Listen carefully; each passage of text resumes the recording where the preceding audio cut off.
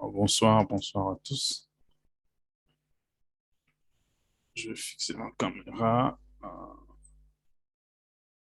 OK. Alors, bonsoir, bonsoir tout le monde. J'espère que vous allez bien. J'espère que vous allez bien. Alors, sans plus tarder, nous allons démarrer avec la séance de ce soir. OK, nous allons démarrer avec la séance de ce soir. J'espère que tout le monde va bien. J'espère que vous avez passé un bon week-end. Alors, nous allons y aller alors ce soir. Comme nous avons vu le week-end passé, donc le samedi, c'était une journée d'orientation. C'était une journée où on a fait des présentations de qui nous sommes, de ce que nous faisons et quoi nous avons essayé de définir c'était quoi l'opportunité Forex trading. Alors, j'ai eu quelques questions en aparté, mais s'il y a encore des questions maintenant là, vous pouvez poser des questions avant qu'on démarre avec ce que nous avons prévu pour ce soir, pour aujourd'hui. Parce qu'aujourd'hui, nous allons aller dans le cours proprement dit. OK? Alors, s'il y a des questions, vous pouvez les poser avant que nous puissions évoluer. Là, j'ai partagé déjà mon syllabus. Donc, ceux qui sont déjà en ordre avec le paiement devraient déjà recevoir le syllabus. Oui, est-ce qu'il y a des questions?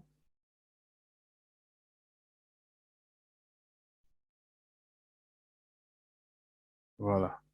S'il n'y a pas de questions, je crois que nous allons démarrer, nous allons y aller. Excusez-moi. Mais à partir de mercredi, je vais commencer à vous poser à vous des questions. Donc, ça veut dire que si on commence la leçon, je vais commencer à vous poser des questions. Parce qu'aujourd'hui, nous commençons la leçon proprement dite. OK? Alors, soyez attentifs. Si vous avez déjà votre syllabus, ayez-le. J'avais recommandé que vous puissiez l'imprimer. OK?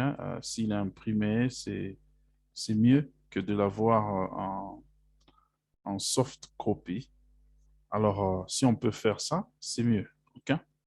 Alors, ce soir, qu'est-ce que nous allons voir? Oui, ce soir, qu'est-ce que nous allons voir? Alors, comme j'ai dit, nous rentrons dans le syllabus. OK? Alors, j'avais déjà parcouru la table des matières l'autre fois avec vous. On avait vu déjà ce que nous aurons comme matière en, disons, pour cette formation. OK? Alors, j'avais parcouru la table des matières que nous verrions d'abord en quelque sorte définir, parce qu'il y a des gens souvent qui regardent ce que nous postons dans des groupes, ils ne se comprennent même pas ce qui va. OK? Alors, on va commencer par ça. Ça sera le premier chapitre, excusez-moi, donc l'introduction. Alors, dans l'introduction, nous voyons la première partie ou le premier point, c'est les résultats du trading. OK? Les résultats du trading, alors, tels que vous voyez là, j'espère que vous avez vu, je crois que la plupart d'entre vous, si vous avez passé quand même des temps dans nos groupes, vous avez vu des photos que nous avons envoyées en train de poster comme ça. Vous voyez des photos en poste, on envoie comme ça. Alors, tel que vous voyez là, ce sont les résultats du trading. OK? Alors, comment lire ça? Vous avez la première flèche, c'est l'instrument tradé. Excusez-moi. Alors, dans ce cas, c'est le dollar américain, disons l'or contre le dollar américain qui était tradé ici. Là, vous voyez X, AU, USD. Okay? C'est l'or contre le dollar américain. Euh, Ça, c'est la taille du lot. Okay? C'est la taille du lot. Ça veut dire la taille de la transaction. Ça veut dire quelle partie de...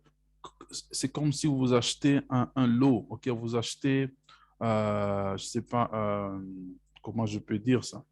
Vous achetez 1 kilo de bananes, par exemple. OK?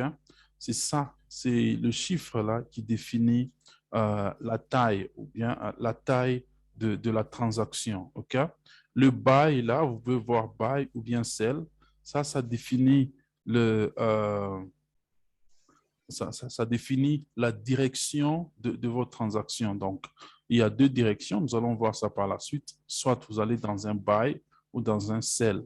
Buy veut dire acheter en anglais. Sell veut dire vendre, toujours en anglais. Alors, ce sont les deux types de transactions qui existent dans le Forex. Tel que quand quelqu'un fait des échanges, vous pouvez toujours dire non, je vais acheter le dollar ou c'est pas vendre le dollar. Alors, c'est un peu ça qui existe dans le Forex. Okay? Alors, à part ça, vous avez ce qu'on appelle okay, l'instrument tradé, la taille de la transaction. Ça, c'est le profit généré. Okay?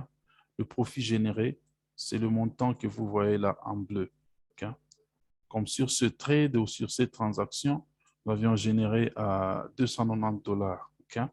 Donc, ça, c'est sur un compte. Donc, vous pouvez avoir votre compte et vous générez votre propre profit. Alors, le profit généré, là, il est estimé souvent en dollars américains. En tout cas, pour la plupart de comptes de trading, tout est estimé en dollars américains. Mais pour ceux qui habitent en Europe, par exemple, vous allez voir que le profit généré, dans la plupart des cas, sera exprimé en euros. Okay? En euros.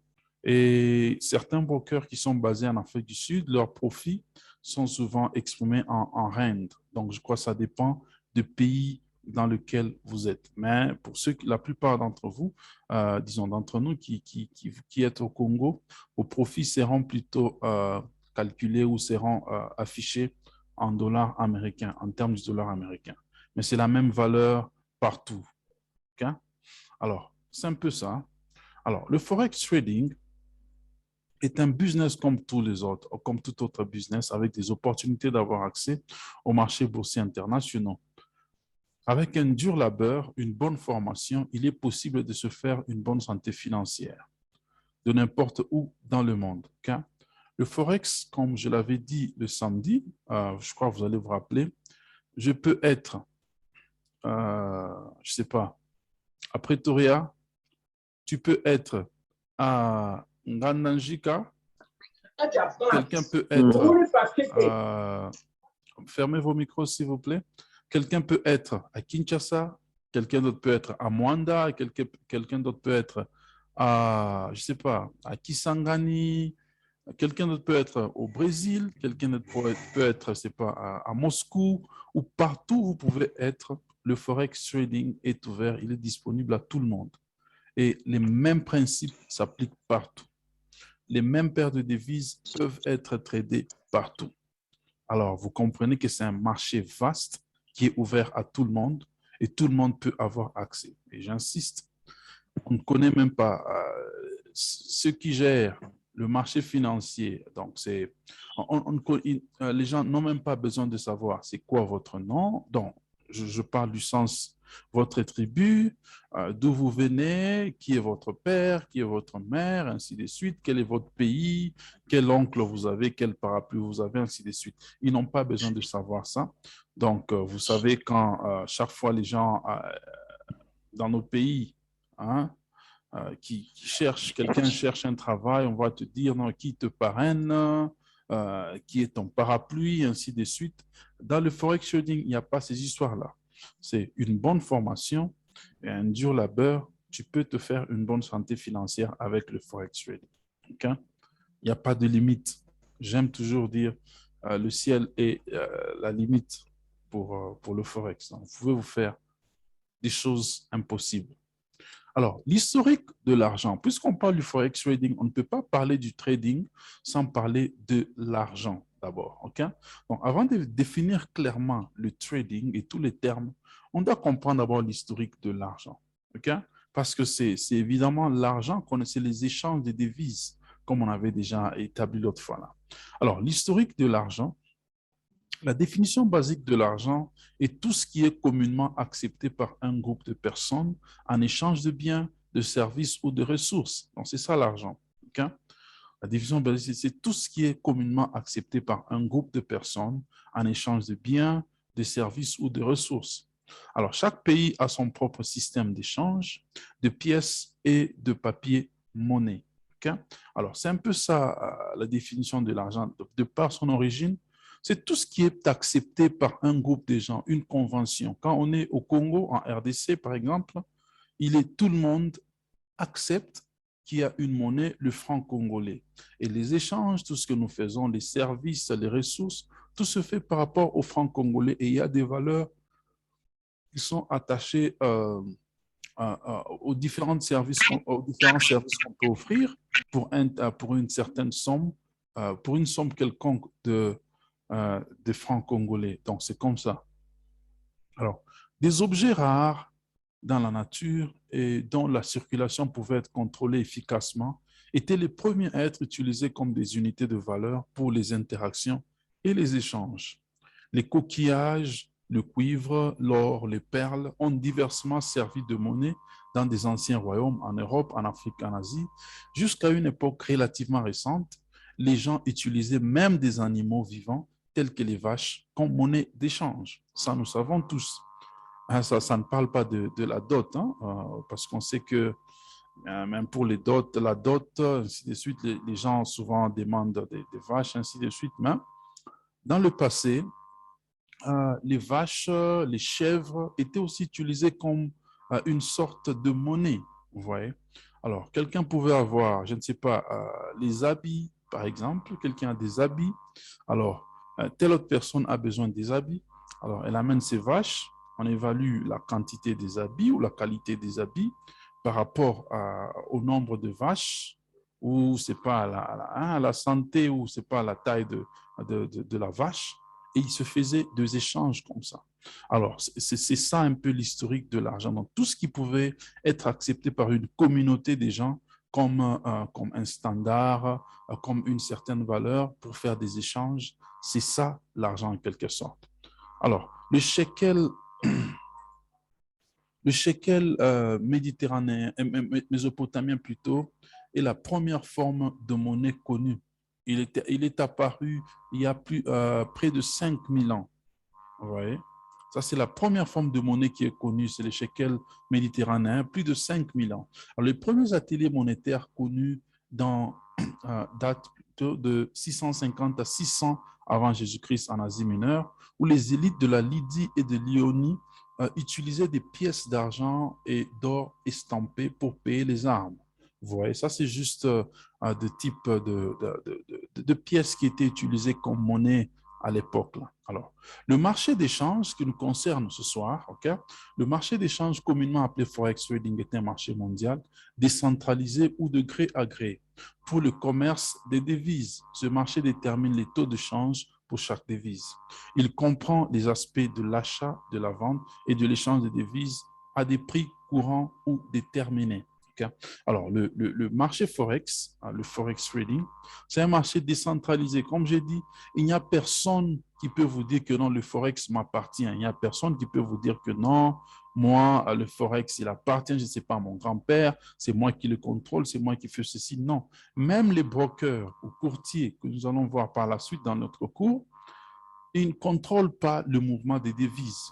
Les mouvements des devises sont contrôlés par quoi? C'est la situation économique de leur pays. Par exemple, aujourd'hui, c'est un très bon exemple. Je crois ceux qui ont suivi nos posts sur le groupe, vous avez vu que j'ai écrit, il y avait un férié ou congé aux États-Unis et au Canada, okay? Dans les banques américaines et les banques canadiennes, il y avait férié. Alors, comme conséquence, il y avait un faible volume sur le marché. Donc, il n'y avait pas vraiment de mouvement sur le marché. Alors, quand il n'y a pas trop de mouvement sur le marché Forex, il paraît un peu somnolent, OK? Alors, vous ne savez pas faire vraiment beaucoup de profit quand il y a il y a pas trop de mouvement sur le marché. Alors, vous comprenez là que c'est donc la situation économique des pays, comme les banques sont fermées, donc les banques sont les banques sont je dirais, les entreprises ou les plateformes qui contrôlent la politique monétaire et économique même des pays. Alors, si les banques sont fermées pour raison de congés ou fériés, ça veut dire que l'économie est un peu, je peux dire, dormante dans ces pays-là pendant ce jour particulier. Alors, c'était comme ça aujourd'hui sur le marché Forex. Et des pays comme les États-Unis, le Canada, sont des pays, en tout cas, très influents sur les marchés financiers. Très, très, très influents. Vous allez le découvrir par la suite. Alors, les définitions. Nous allons passer aux définitions maintenant. Les définitions, c'est quoi le Forex trading? C'est quoi le Forex trading? Il y a certains parmi nous, disons, ceux qui étaient déjà là avec nous samedi, par exemple, vous avez compris quand nous étions en train de définir c'était quoi le Forex trading? C'est quoi le Forex trading? Okay? Alors, le Forex vient de deux mots anglais, for, okay, qui est l'abréviation de foreign, qui veut dire étranger, et exchange, qui veut dire échange. Ce qui veut dire échange des devises étrangères, en quelque terme. Okay? Alors, le terme trading signifie commerce en anglais. Okay? Donc, le terme trading en lui-même signifie commerce. Alors, quand on parle de forex trading, on parle de commerce, des échanges des devises étrangères. C'est ça le forex trading. Okay? Commerce, des échanges des devises étrangères. Donc, un pratiquant du forex trading est alors appelé trader. Trader qui veut simplement dire commerçant. Donc, quelqu'un qui fait des échanges, un trader. Okay. Alors, le forex trading, en des termes plus simples, peut être comparé à l'activité que font les échangeurs des devises ambulants, communément appelés cambistes. Okay? Je crois que nous savons tous qui sont les cambistes. Okay? Peut-être qu'il y a certains parmi nous ici qui ont déjà pratiqué ce métier de cambiste. En tout cas, dans beaucoup de pays africains, ça existe. C'est un terme vraiment officiel même dans le dictionnaire. Okay? Cambistes, ce sont des gens qui échangent des devises contre une autre devise. Okay? Alors, par exemple, un cambiste peut échanger le dollar américain contre le franc congolais, nous savons tous, et il fait des profits sur les variations des prix selon la situation économique des pays propriétaires des deux devises utilisées dans la transaction. Okay? Ça veut dire que si le franc congolais avait une valeur, je prends un exemple ici, je vais partager un écran blanc pour donner cet exemple. Vous me suivez très bien. Hein? Écrivez-moi, commentez un peu pour m'assurer que vous suivez très bien. Ou si je vais vite, vous pouvez me dire. Vous pouvez écrire dans le Non, c'est bon. commentaire. Bon? C'est OK. bon, c'est bon. OK, parfait. All right. Alors, je disais, par exemple, $1 américain. Combien vaut $1 américain au Congo? Pour le moment, c'est 2000 quelque chose, c'est ça, non? 2000 francs. Yeah, 2000 francs, merci. Alors, si c'est 2000 francs, permettez, je suis en train de dessiner là, 2000 francs pour $1 américain. Okay?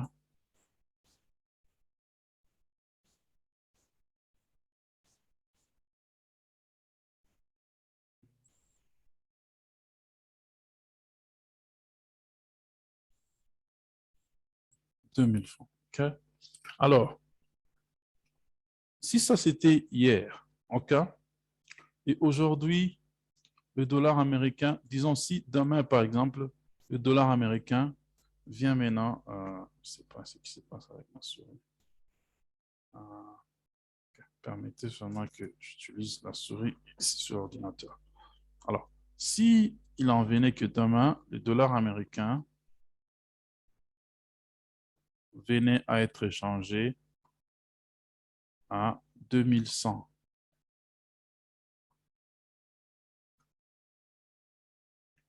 À 2100 francs. OK. Qu'est-ce que cela veut dire? Ça veut dire que quelqu'un qui avait le dollar américain ici, OK? Quelqu'un qui avait le dollar américain, $1 américain, il avait acheté, disons, quelqu'un qui avait des francs congolais, OK? il avait des francs congolais. Hier, il avait des francs congolais. Souris dérange. Permettez que je prenne une souris à fil. Je vois que ma souris sans fil, je crois que c'est la batterie peut-être qui est faible. Donnez-moi juste quelques secondes. Là, je prends ma souris, l'autre qui est à fil.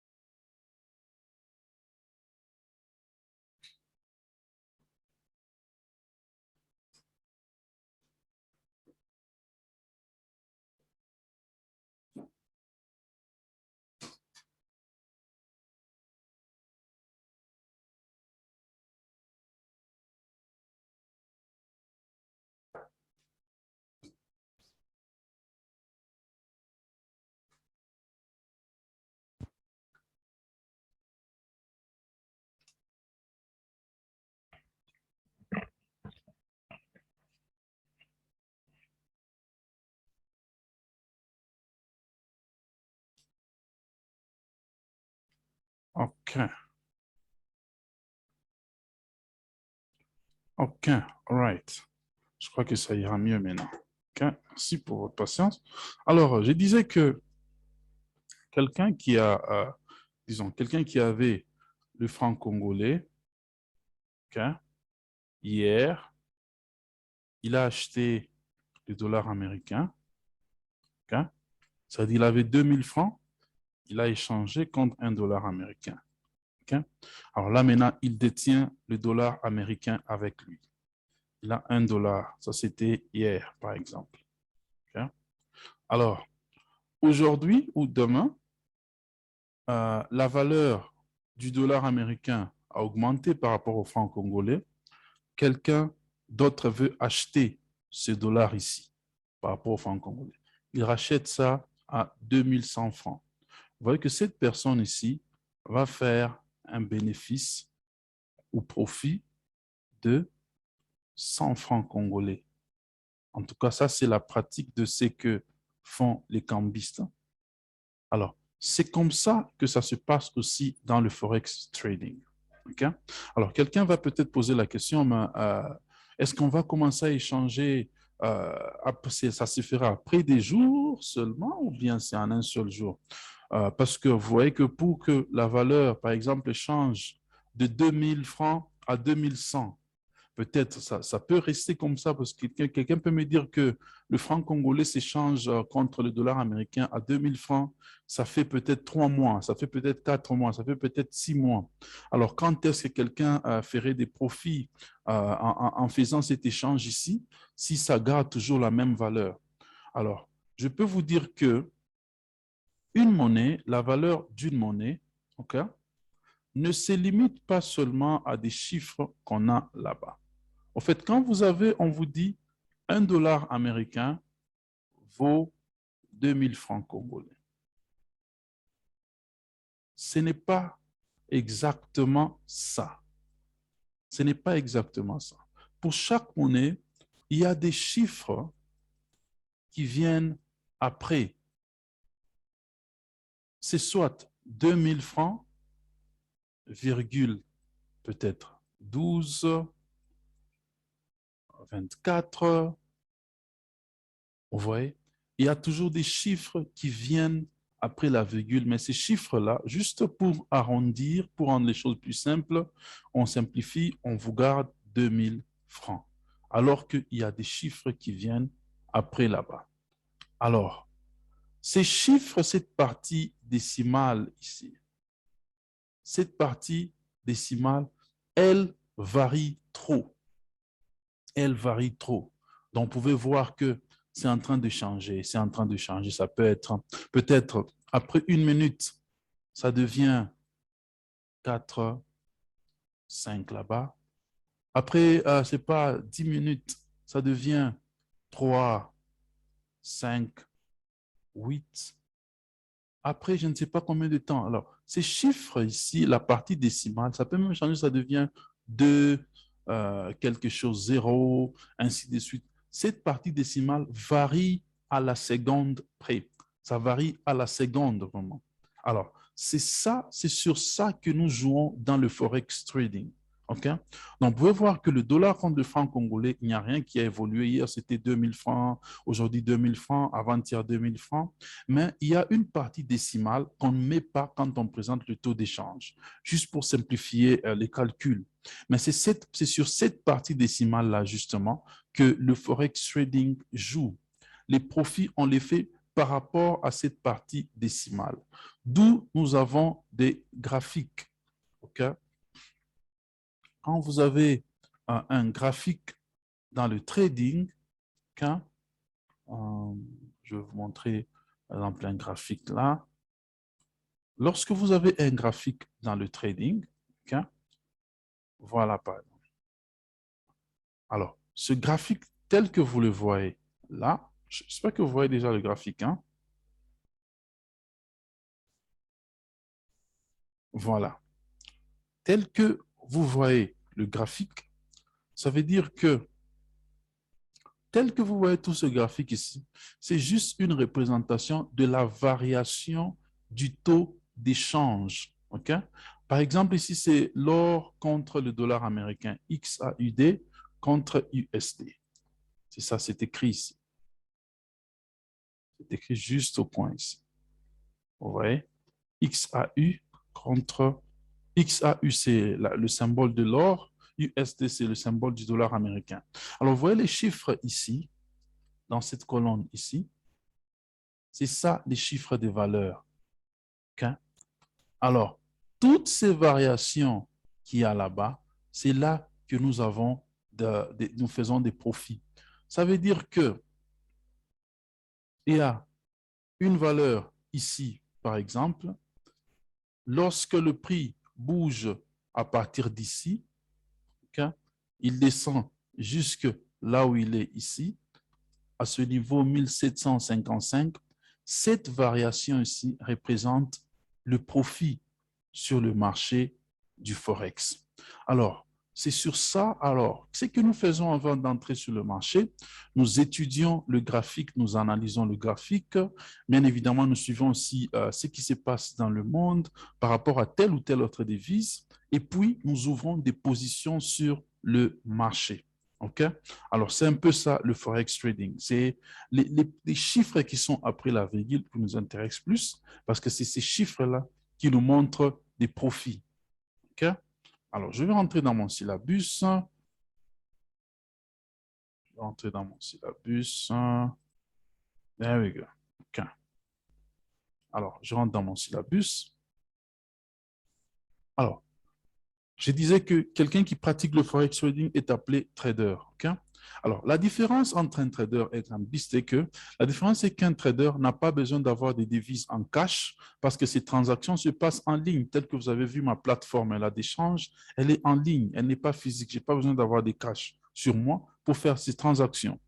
Alors, ces transactions se passent en ligne sur une plateforme lui offerte par une société de courtage ou broker. Le trader n'est pas limité à trader seulement la devise de son pays, mais il a aussi accès à des devises d'autres pays comme l'euro, le dollar canadien, la livre sterling. Il peut aussi trader d'autres instruments disponibles sur le marché financier, tels que les grandes entreprises technologiques, le pétrole, l'or, etc. Alors, il y a beaucoup d'instruments que vous pouvez trader sur le marché et vous n'êtes pas limité seulement à trader la devise de votre pays. Vous pouvez être au Congo, mais vous tradez à la livre sterling qui est au Royaume-Uni. Vous pouvez trader le dollar canadien, le dollar australien, le dollar néo-zélandais, le dollar américain, le yen japonais, le rand sud-africain, le pétrole, l'or, ainsi de suite. Il y a beaucoup d'instruments que vous pouvez trader sur le marché Forex. Okay? Alors, un deuxième élément dans les définitions qui est très important, et j'aimerais bien que vous puissiez vraiment me suivre avec beaucoup d'attention sur ce point. Pourquoi? Parce que ce sont des termes qui reviendront chaque fois que nous serons en train de parler, que nous serons en train de faire des analyses. Ces termes reviendront chaque fois. Alors, OK? Alors, c'est quoi ces termes? Je parle des taureaux et des ours. Tel que vous voyez à cette image-là, les taureaux et les ours. OK? L'action du prix sur le marché boursier peut être comprise comme une lutte continuelle entre les taureaux ou bulls en anglais. Les taureaux, ça s'écrit bulls, c'est bulls en anglais. OK? Entre les taureaux et les ours, OK? Ou les taureaux ou bulls en anglais, qui représentent aussi les acheteurs ou buyers en anglais, OK? Et les ours ou bears en anglais, qui représentent les vendeurs ou sellers en anglais. OK? Ça veut dire quoi? L'action du prix sur le marché. Lorsque vous avez vu mon graphique, OK? Il y avait des bougies rouges, il y avait des bougies vertes. Je vais essayer de partager ici pour que vous puissiez voir. Alors, vous pouvez voir qu'il y a je vais agrandir pour que vous puissiez voir. Hein. Il y a des bougies rouges, on appelle ça bougie ou chandelier. Il y a des bougies rouges, il y a des bougies vertes. Donc, vous pouvez bien voir ça clairement. Je vais zoomer un peu pour que vous puissiez voir. Voilà. Alors, il y a des bougies rouges, il y a des bougies vertes. OK? Alors, quand on parle des ours, OK? Ça veut dire ce sont les acheteurs, OK? Ce sont les acheteurs, ce sont les ours. En anglais, on les appelle les bears ou bien les, disons, on les appelle les bears, OK? Ou les sellers, OK? Donc, chaque bougie rouge que vous voyez sur la plateforme représente les vendeurs, OK? Chaque bougie rouge que vous voyez sur la plateforme du trading représente les vendeurs ou les ours, OK? Et chaque bougie verte que vous voyez représente les acheteurs. OK? Est-ce qu'on peut fermer les micros, s'il vous plaît? Je vois le micro de Vanessa qui est ouvert. Ça me dérange un peu. OK? Le micro de Vanessa est ouvert. Est-ce que, alors, je disais que les bougies des acheteurs sont en vert, OK? Alors que les bougies des vendeurs sont en rouge. Alors, ça, c'est très important de connaître, de maîtriser déjà cette notion-là, parce qu'on va commencer à parler de ça chaque fois, OK? Les acheteurs ou les vendeurs. Et pour ouvrir une transaction sur le marché Forex, vous devriez choisir quelle position vous prenez, OK? À chaque fois sur chaque transaction, vous devez toujours décider quelle position vous prenez. Soit vous allez avec les acheteurs, donc les taureaux, OK, qui sont représentés par des bougies vertes, ou vous allez avec les vendeurs ou les ours qui sont représentés par des bougies rouges. Chaque fois, vous devrez toujours décider quel côté aller. Très important. OK? Alors, très important. Alors, l'action du prix, comme je dis, est représentée par soit euh, les taureaux ou les ours. Alors, pourquoi est-ce qu'on a sélectionné ces deux animaux? Pourquoi est-ce qu'on a sélectionné les taureaux? Pourquoi est-ce qu'on n'a pas pris le lion, on n'a pas pris, c'est pas les éléphants ou quoi que ce soit? Je vais vous dire que je crois que c'est par rapport à la façon dont les taureaux se battent, par exemple.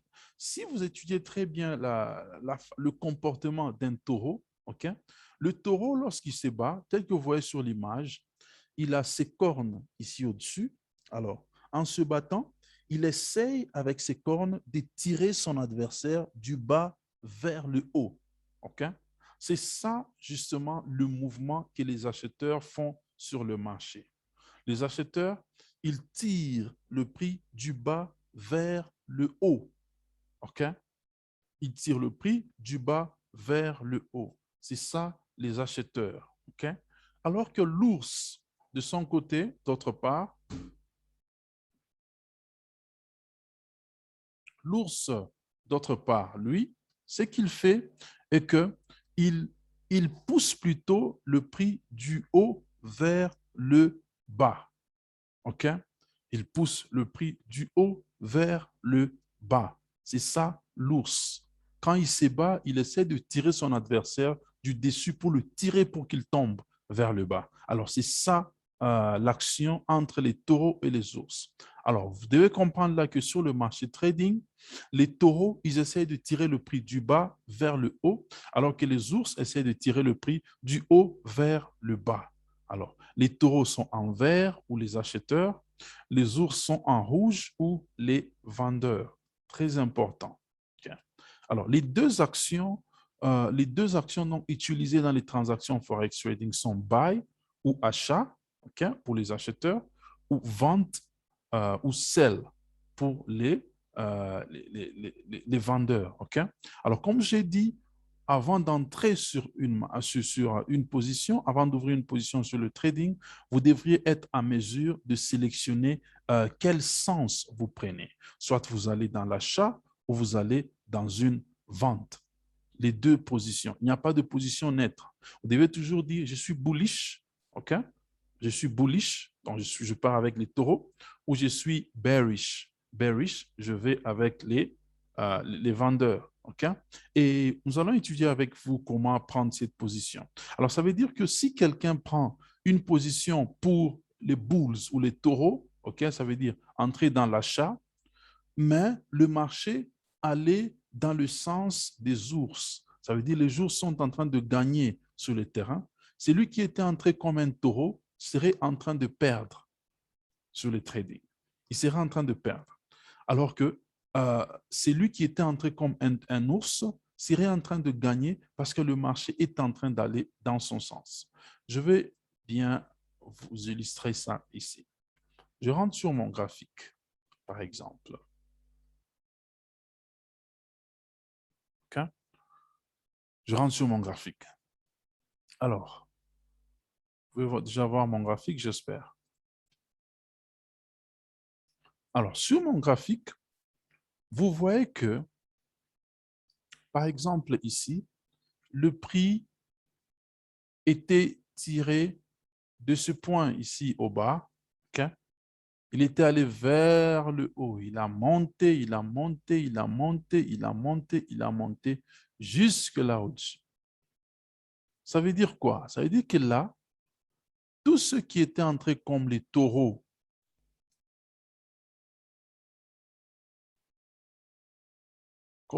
ici, ils avaient fait des profits, ils avaient gagné.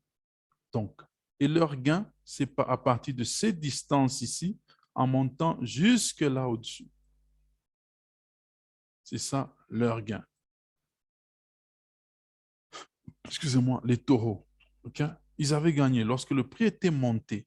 Vous voyez pourquoi? Donc, ils étaient entrés dans un buy ou achat. Okay? Et le prix est allé justement dans le sens des taureaux dans l'achat. Alors, ils ont gagné. Alors, mais à partir de ce point là au-dessus, vous avez vu que le prix ne s'est pas arrêté là. Il a commencé maintenant à chuter. Malgré qu'il n'a pas chuté tout droit, il a fait des zigzags. Mais vous pouvez voir qu'il continue à chuter. Il est en train de chuter. Peut-être là, il va encore descendre comme ça. Ça veut dire que à partir de ce point ici au-dessus, jusqu'au point où le niveau de prix se trouve actuellement, cet endroit, c'est les ours qui ont gagné. Les ours ont gagné. Vous voyez pourquoi? Parce que le prix a commencé à descendre. Donc, lorsque le prix est en train de descendre, les ours gagnent. Lorsque le prix est en train de monter, les taureaux gagnent. Alors, vous, pour être un bon trader, il faut être en mesure de faire des analyses pour prédire que, OK, selon mon analyse ici, les taureaux vont gagner. Et puis, lorsque vous ouvrez la position, effectivement, les taureaux gagnent. Vous voyez que vous faites des gains. Et si, dans l'autre cas, vous faites vos analyses, vous dites que les ours vont gagner, ça doit aller aussi dans votre sens. Si ça allait dans le sens contraire de votre prédiction, de vos analyses, là, vous êtes dans les pertes. Alors, quelqu'un va dire là que maintenant, c'est quoi? Comment est-ce qu'on va savoir comment prédire? Comment est-ce qu'on va savoir comment prédire le sens où le marché va aller? Vous devez patienter, vous devez suivre encore le cours avec nous. Il y a un très bon chapitre, en tout cas, je crois que c'est vers la fin vraiment de ce cours. Je dirais que c'est le plus important. Pourquoi pas? Bon, peut-être le plus important, parmi les plus importants, disons, parce que là, on vous montre les analyses du marché. Tout ce que vous voyez ici, ça peut paraître graphique. Ce n'est pas juste des graphiques simples, ce n'est pas juste des graphiques sans sens. Les graphiques que vous voyez ici ont des sens. On peut analyser ce graphique et prédire à partir de nos analyses. Et le graphique suit exactement ce qu'on a prédit. C'est très important. On fait ce qu'on appelle l'analyse du marché avant de prédire dans quel sens ouvrir une position. Okay? Alors, j'ai parlé des taureaux, j'ai parlé des ours. Les taureaux sont des acheteurs, les ours sont des vendeurs. Vous devez sélectionner un côté, dans quel sens vous voulez prendre votre position. Très important. Alors, je continue avec mon syllabus. Okay, je continue avec mon syllabus. J'espère qu'il n'y a pas des gens qui sont en train de... All right. OK. All right.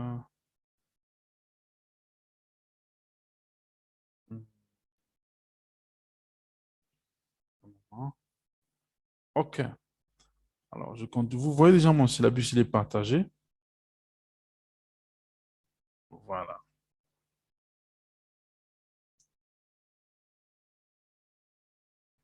OK. Alors, un exemple. OK? Un exemple. Si 1 million de personnes décident d'acheter le dollar canadien contre le dollar américain et que seulement 500 000 personnes le vendent, la paire USD-CAD ira vers le bas sur la plateforme de trading. Okay? J'ai ma paire USD-CAD. USD-CAD. USD, c'est le dollar américain. CAD, c'est Canadian dollar ou le dollar canadien. Okay? Alors, c'est quoi cet exemple?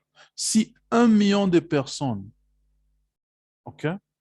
Comprenez ça dans le sens des échanges, OK? Si 1 million de personnes décident d'acheter le dollar canadien contre le dollar américain, ça veut dire que ces 1 million de personnes-là ont une certaine monnaie, OK? Disons, ils ont le dollar américain, OK? Ils veulent acheter des dollars canadiens. Par exemple, ce sont des gens qui voyagent, qui quittent les États-Unis, qui vont au Canada peut-être pour les affaires ou c'est pas pour quelque chose d'autre. Alors, lorsqu'ils arrivent au Canada, ils doivent échanger leur dollar américain contre le dollar canadien. Alors, si 1 million de personnes décident d'échanger ou de vendre, d'acheter le dollar canadien, OK, contre le dollar américain. Donc, ils ont le dollar américain, ils veulent acheter le dollar canadien. Et que seulement 500 000 personnes le vendent. La paire USD-CAD ira vers le bas sur la plateforme. OK? Donc, ça veut dire que le nombre de gens qui désirent le dollar canadien est plus nombreux que le nombre de gens qui désirent disons, qui essaient de se libérer du dollar canadien. Voilà le terme. 1 million de personnes veulent acheter le dollar canadien. Okay? Et 500 000 personnes seulement veulent vendre le dollar canadien, se libérer du dollar canadien. Ça veut dire que le dollar canadien est bon. Ça veut dire que le dollar canadien est recherché. OK? Comprenez, pour ceux qui ont étudié l'économie, vous allez comprendre, c'est la loi de l'offre et de la demande. OK? Donc, le dollar canadien est recherché. Il est plus recherché que le dollar américain. OK? Alors, dans ce cas-là, cette paire ira vers le bas sur la plateforme. Et aller vers le bas veut dire quoi? Veut dire que les ours vont gagner. Pourquoi est-ce que les ours gagnent?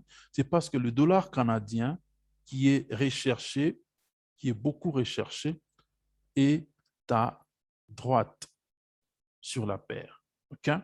Alors, le prix va faire quoi? Le graphique va faire quoi? Il va suivre la forme ou la position du dollar canadien. Il va aller vers le bas. Très important. OK? C'est ça alors. Le dollar va aller, disons la paire va aller vers le bas. Pourquoi? Parce que le dollar canadien est très recherché. Il y a 1 million de personnes qui veulent acheter ça, ok? Contre seulement 500 000 personnes qui veulent le revendre. Alors, la paire va aller vers le bas.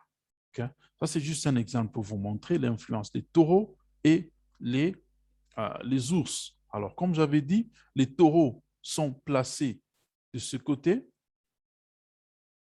Les taureaux sont là. Les ours sont à droite. Les taureaux sont toujours à gauche. Les ours sont toujours à droite. Très important de retenir ces notions. Okay? Très, très, très important.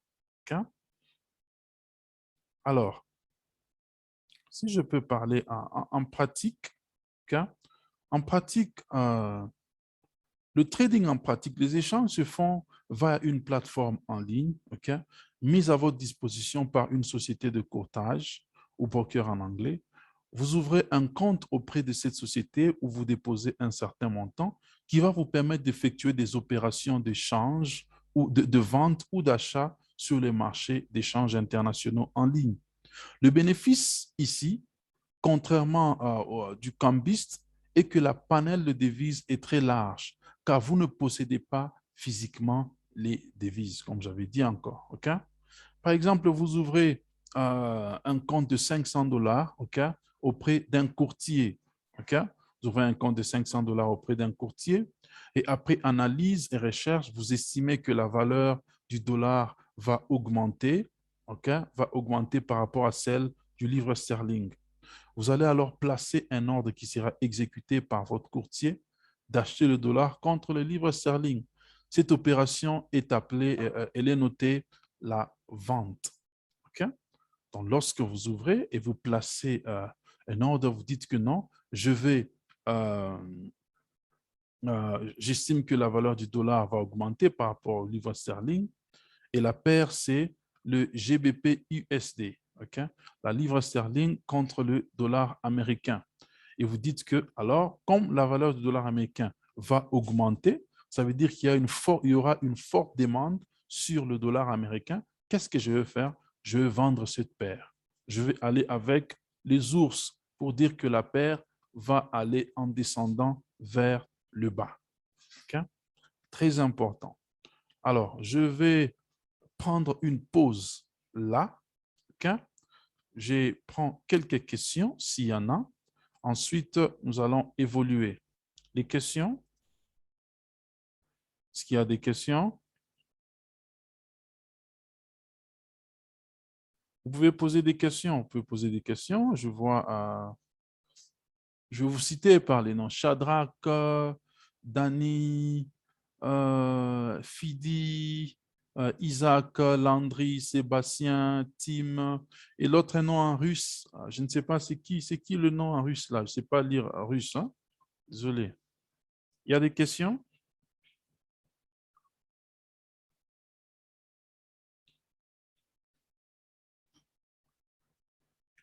Il y a des questions? Guys, il faut parler. Est-ce qu'il y a des questions ou bien tout est clair, tout est bien compris jusque-là? Dites-moi au moins si tout est bien compris avant qu'on évolue.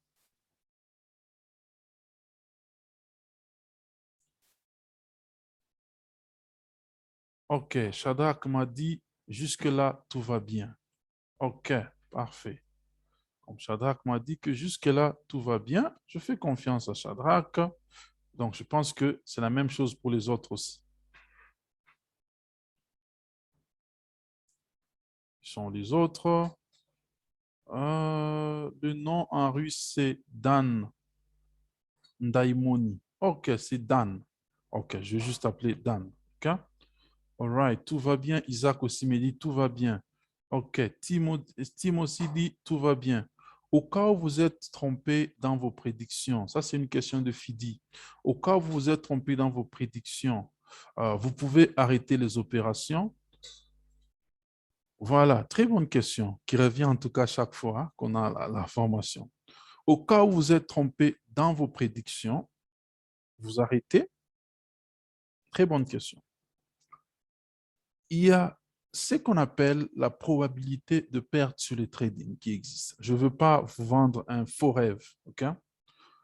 Vous pouvez faire des trades, vous pouvez faire 10 trades. OK? Vous gagnez 8, par exemple, vous en perdez 2. Ça peut arriver.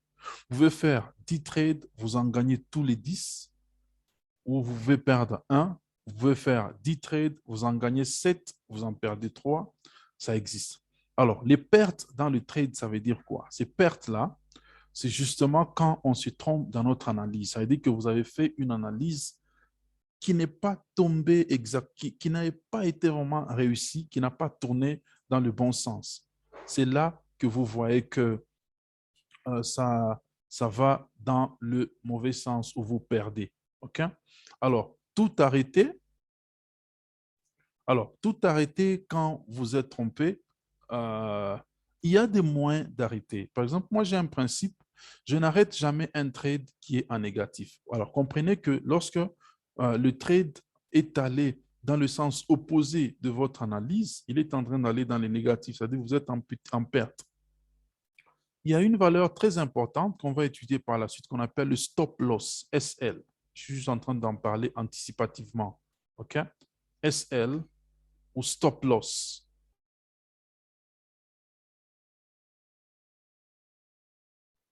OK? SL ou stop loss. OK? Stop, comme stop en français. Loss. OK? Stop loss. Loss qui veut dire perte. OK? Ou stopper la perte, limiter la perte. Cette valeur ici, vous la mettrez chaque fois sur chaque position que vous allez ouvrir. OK? Pourquoi est-ce qu'on la met? On la met pour justement limiter les pertes. Rappelez-vous, vendredi, je vous avais dit que pour que quelqu'un puisse cramer son compte, pour que quelqu'un puisse vraiment détruire son compte dans le trading, il doit être soit très mal enseigné, il doit être soit très mal informé, il doit aussi être peut-être stupide, permettez le terme, stupide pour vraiment cramer son compte. Parce que il faut toujours trader avec un stop loss. Cette valeur, c'est ce qu'on appelle en anglais life saver. Donc, ça peut vous sauver la vie. Pourquoi? Parce que il peut y arriver que vous avez fait une mauvaise analyse. Lorsque vous avez la valeur stop loss et vous avez déjà placé le stop loss sur votre transaction, ça veut dire que, par exemple, si j'avais un compte de 500 dollars, j'ai fait mes analyses, ça commence à aller dans le mauvais sens.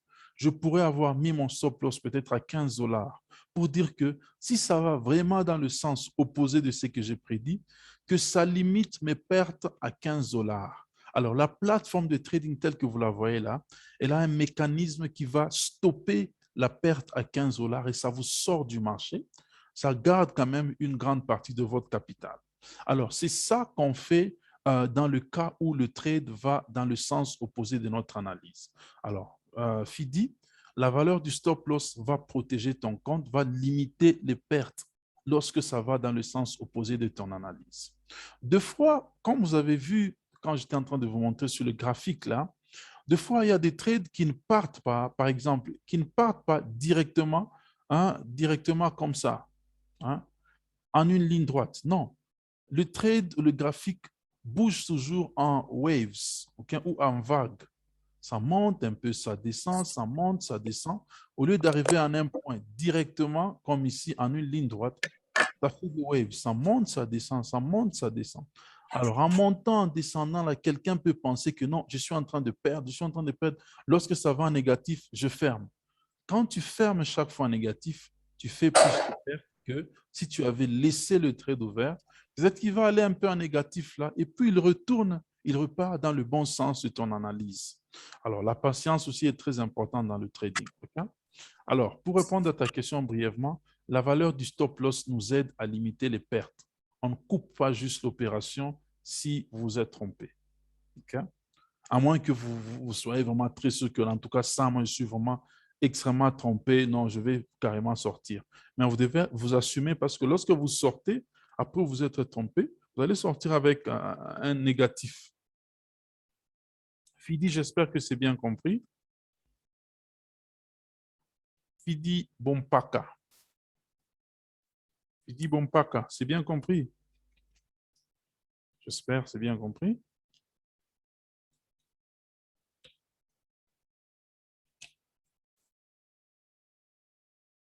Une autre question? OK, c'est parfait avec Fidi. OK. OK, il n'y a pas de question jusque-là. Peut-être vers la fin, il y aura des questions. Alors là, nous passons à un autre élément très important de notre cours. C'est quoi cet élément? En fait, quelqu'un peut peut-être me regarder en train de dire, bon, est-ce qu'on étudie là, on devient comme, on rentre, c'est pas aux humanités, on rentre à l'université ou c'est pas comment, on doit suivre tout un cours comme ça. Au fait, j'aime bien dire que je vous enseigne, j'enseigne à faire de l'argent.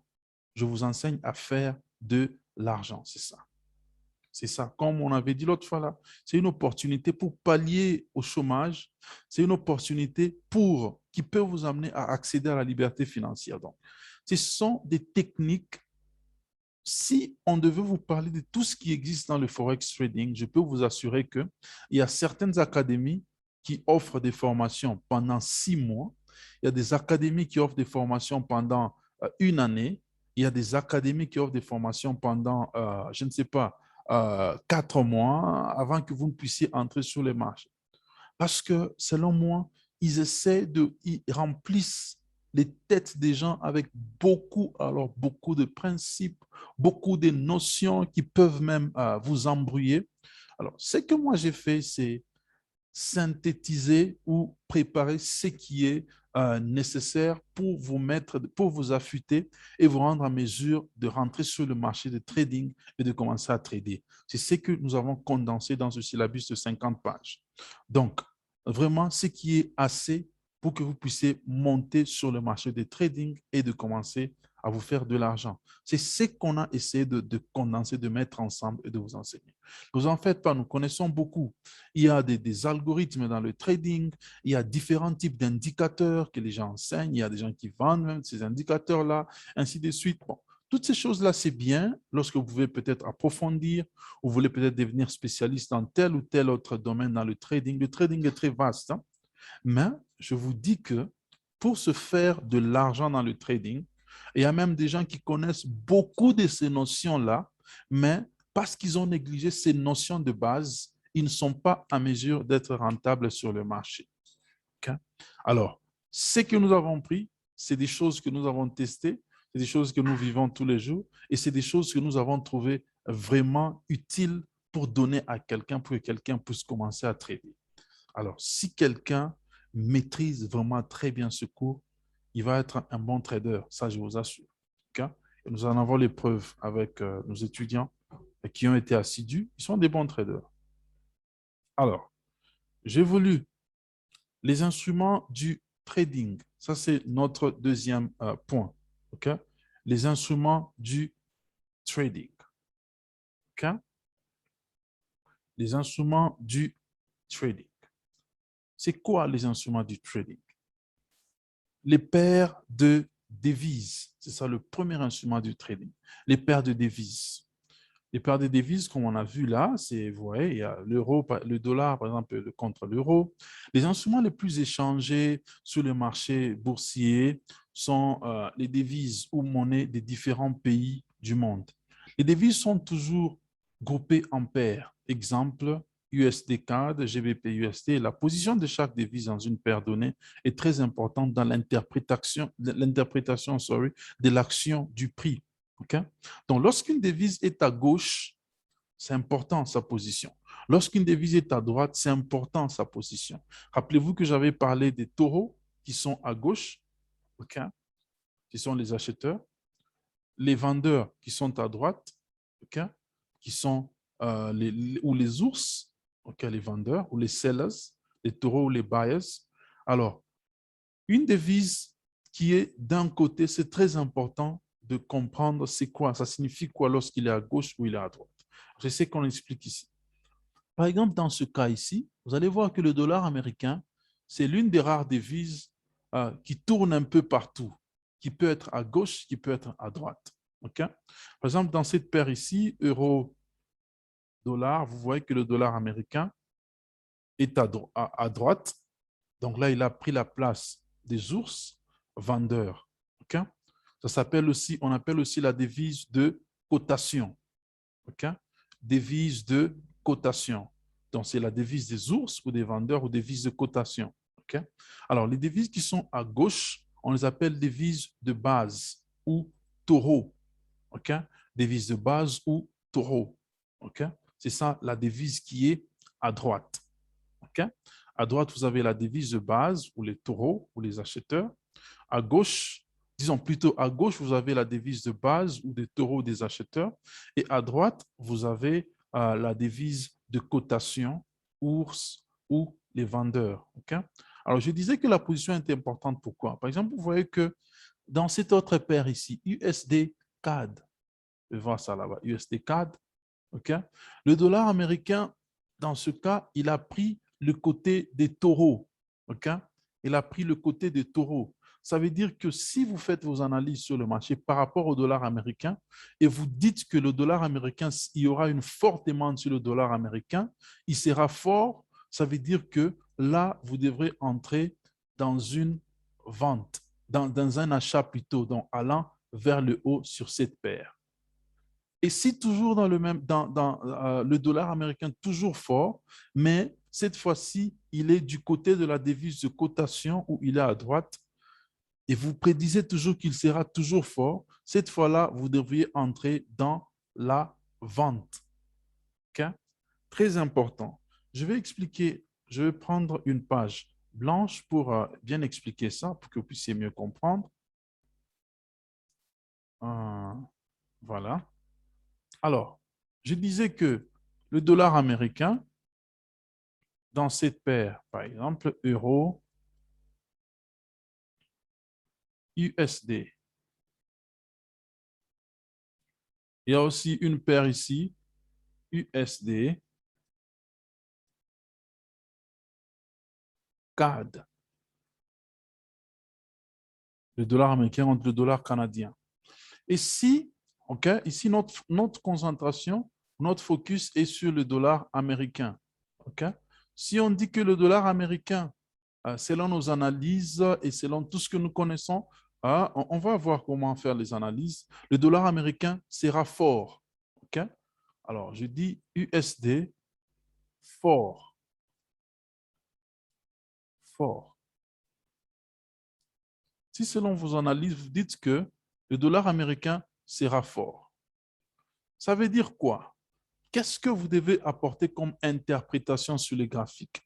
Si le dollar américain sera fort, et dans ce cas, il est la devise de cotation, donc il est à droite, vous devrez entrer dans une vente. Pourquoi? Parce que le dollar américain, il est fort. Donc, comme il est fort et il est du côté des ours, ça veut dire qu'il va aller dans le sens des ours. Rappelez-vous, les ours, ils tirent le prix vers le bas. OK? Ils tirent le prix vers le bas. Alors, si le dollar américain est toujours fort, mais de ce côté, il est du côté des taureaux, il est à gauche. Le côté des taureaux, rappelez-vous, ce sont les acheteurs, ils tirent le prix vers le haut. Là, ça veut dire que vous allez entrer dans un achat pour dire que vous prédisez que le prix, le graphique sur le marché va aller vers le haut. Ça veut dire que si quelqu'un ici faisait l'opposé, ici, s'il faisait l'opposé, l'opposé, ça veut dire aller vers le haut. Il serait dans la perte. Et ici aussi, si quelqu'un faisait l'opposé, donc ça veut dire aller entrer vers le bas, ça veut dire dans le sel, il serait aussi dans la perte. Alors que si quelqu'un suivait très bien, comme le dollar américain est fort et il est à droite, je vais aller comme ça, et comme le dollar américain est fort, il est à gauche, là, il va dans l'autre sens. OK? Alors, je peux y aller dans l'autre sens aussi. C'est ici. OK? Nous avons... OK? Alors, si on pouvait dire que si le dollar américain était faible, OK? Si je dis que le dollar américain est faible, faible,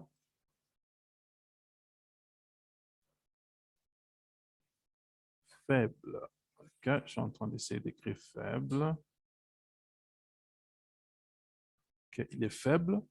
S'il est faible, ça veut dire qu'il sera dominé par l'euro. OK?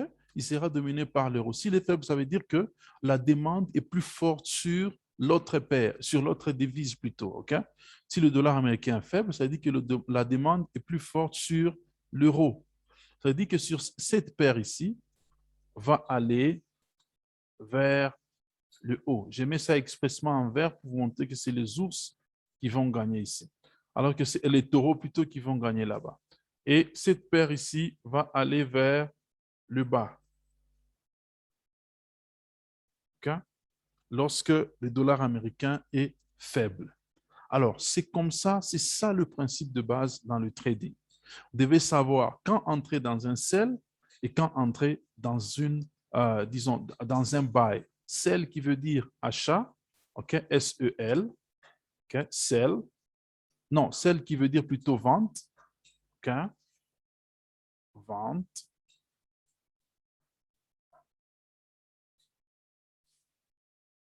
Et buy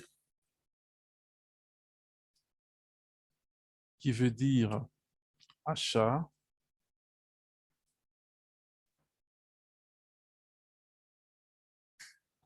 OK? Alors, c'est les deux options qui sont là. OK? Vous devez savoir dans quel sens y aller. OK? Très important. Alors, je continue dans le syllabus. Alors, les paires de devises sont classifiées en trois groupes selon leur liquidité ou volume sur le marché et la puissance économique de leur pays. Alors là, nous sommes entrés maintenant dans la classification des paires de devises. Okay? Elles sont classifiées en trois groupes. Okay? Le premier groupe, il y a les devises majeures. Okay? Il y a les devises majeures. Les devises majeures sont celles on appelle ça généralement les 8 major currencies, okay? Ou les 8 devises majeures. Ce sont les devises des pays, je dirais, des pays qui sont les plus viables économiquement dans le monde. Okay? Donc, vous avez le dollar américain, vous avez l'euro, vous avez la livre sterling, le franc suisse, le dollar canadien, le yen japonais, vous avez le dollar australien, le dollar néo-zélandais. Okay? Ça, ce sont les 8 devises majeures ou les 8 devises de base que nous avons sur le marché de trading. Okay? Elles sont même les plus tradées. Okay? Pourquoi est-ce qu'on les appelle les devises de base, disons devises majeures plutôt? C'est parce que elles apportent un plus grand volume sur le marché. Je vous avais dit aujourd'hui que parce qu'il y avait congé dans les banques américaines et les banques canadiennes, il y avait moins de volatilité, il y avait moins de volume sur le marché.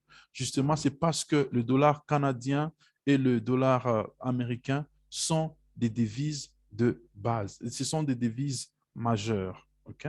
Très important. Alors, euh, lorsque une devise majeure est combinée au dollar américain, elle forme ce qu'on appelle une paire majeure. OK? Alors, qu'est-ce qu'on appelle les paires majeures? C'est les devises majeures, OK? Lorsqu'elles sont combinées au dollar américain. OK? Lorsqu'une devise majeure est combinée au dollar américain, elle forme ce qu'on appelle la paire majeure. Okay? Très important. Donc, le dollar américain joue partout. Pourquoi le dollar américain? Justement parce que les États-Unis, c'est la plus grande puissance politique et économique dans le monde entier. Alors, toute paire de devises qui a en combinaison le dollar américain forme ce qu'on appelle une paire majeure. OK?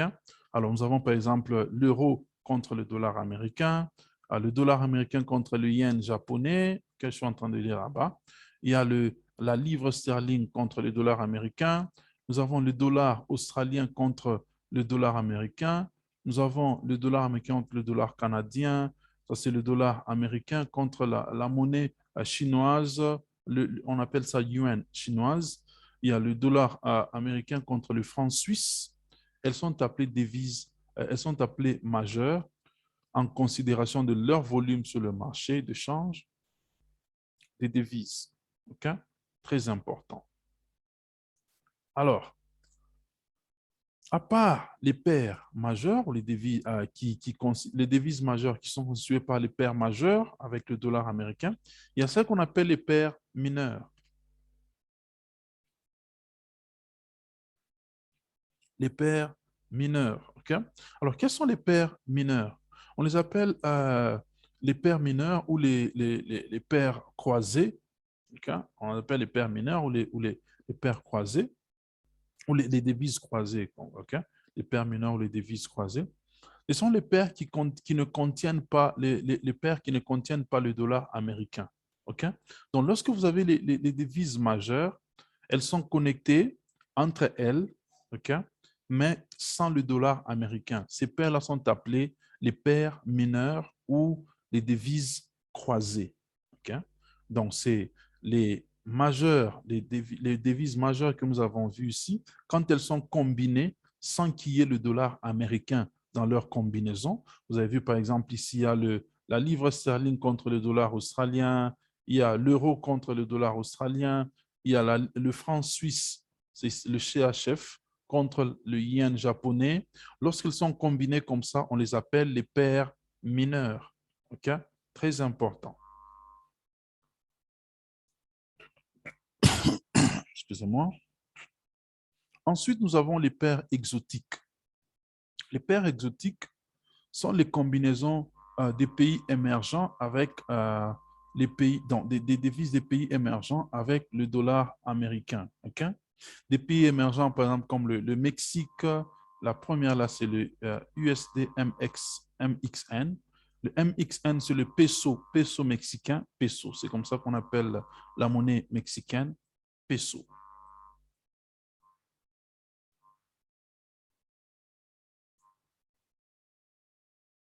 Peso mexicain, OK, contre le dollar américain. Il y a le USD ZAR, ça c'est le dollar américain contre le rand sud-africain. Rand, OK, USD ZAR. En troisième là, vous voyez, c'est le dollar américain contre la lira turque. Lira, je crois qu'on écrit comme ça, si je ne me trompe pas. Lira turque. Là, on les appelle les exotiques, okay? Les devises exotiques ou les paires exotiques. Okay? C'est une combinaison entre le dollar américain et les devises de beaucoup de pays qui sont considérés émergents, donc en voie de développement. Okay? Très important. Alors, on a parlé un peu des paires de devises.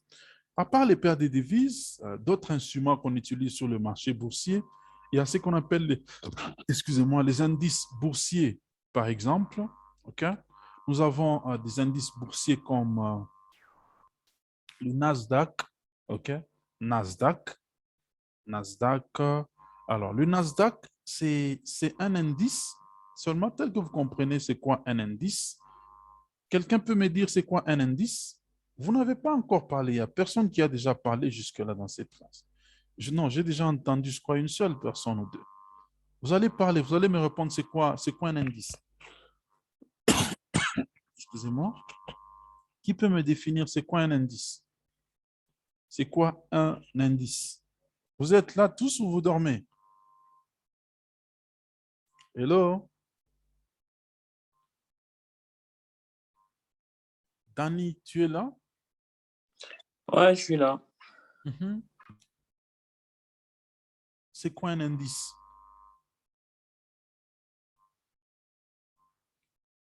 Oui, Eben, c'est quoi un indice? La définition simple du terme indice, c'est quoi un indice? Eben Soula.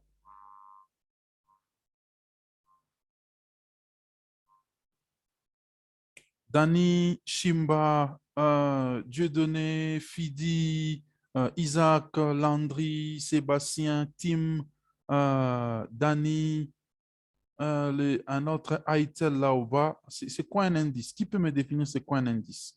En des termes simples, indice.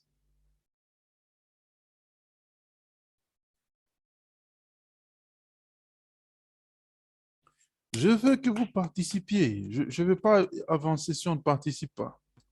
J'aimerais bien Non, que je vous... peux répondre. Oui, tu peux y aller, Danny, vas-y. Ouais. Bon, un indice, c'est comme un signe, un Mhm. repère qui indique quelque chose. Voilà, c'est un repère. Voilà, très bien. C'est le terme que je cherchais. C'est un repère, c'est un signe qui indique quelque chose. C'est ça un indice. OK? Très important. Alors, quand on parle des indices, oh, il y a des gens qui répondaient dans le chat. Ah, c'est un référentiel. Oui, c'est un référentiel. André, oui, c'est bien répondu. C'est une métrique ou une mesure à partir de laquelle on fait une évaluation. Euh, Coach, comment faire pour activer le son sur Zoom? Ouf, il y a quelqu'un qui demande là-bas comment faire pour activer le son sur Zoom. Il n'est pas activé sur Zoom. Le son.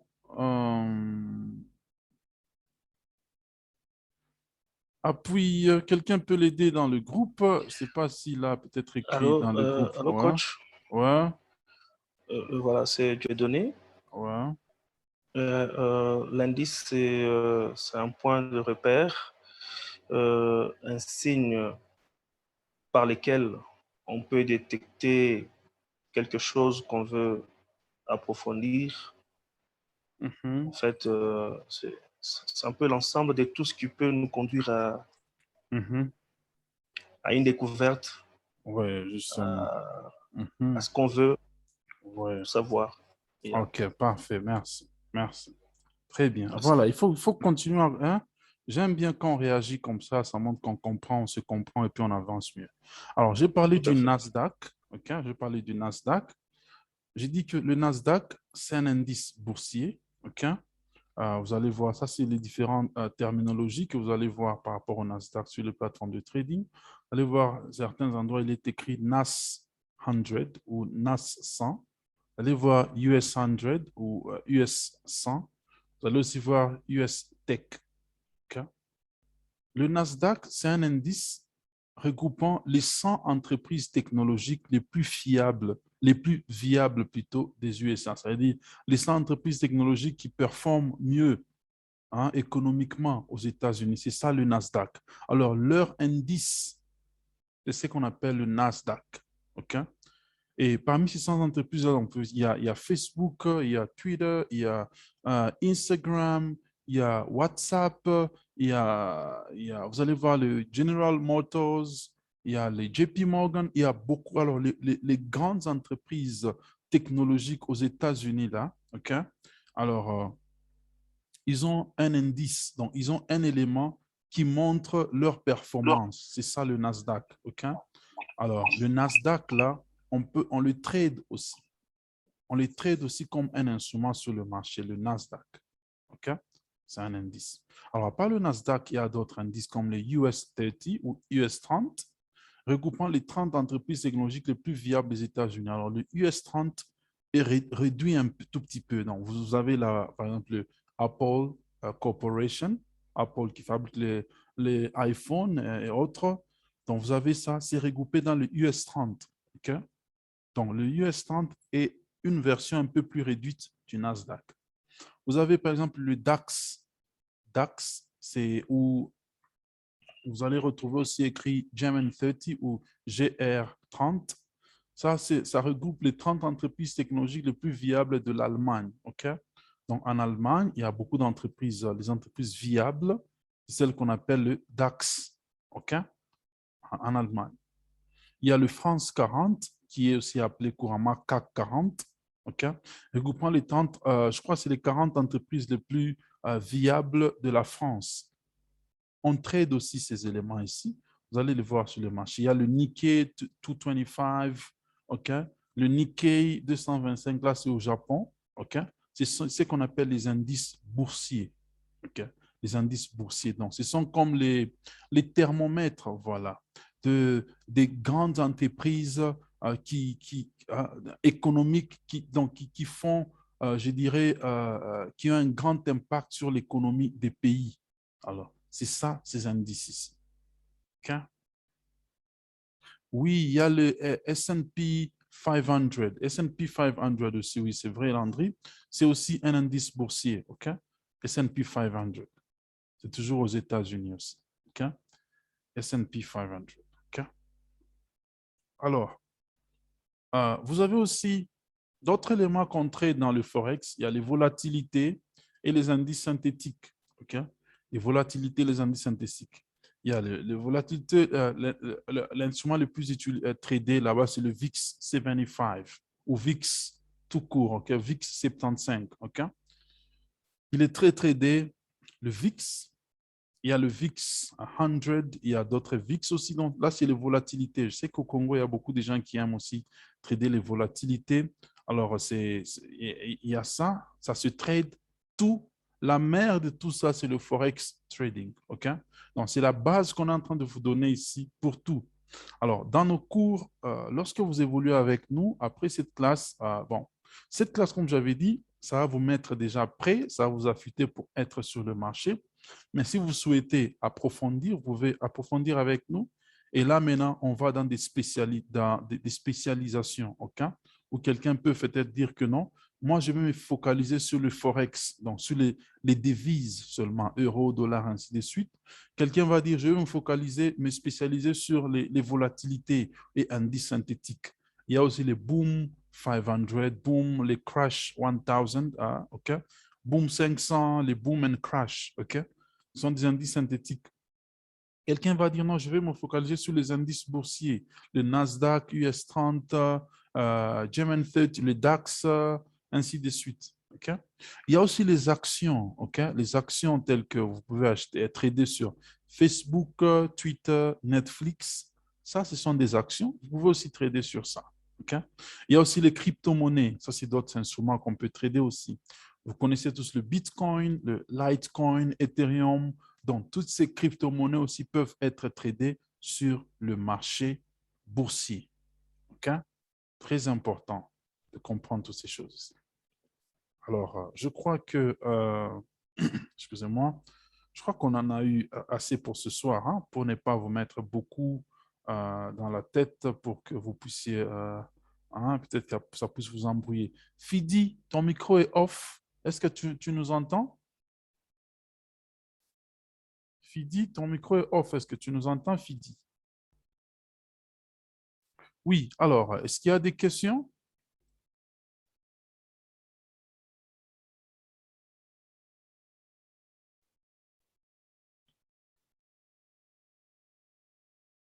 Il y a des questions maintenant, non? Oui, je vois la main de Danny Shimba. Oui, Danny, tu peux y aller.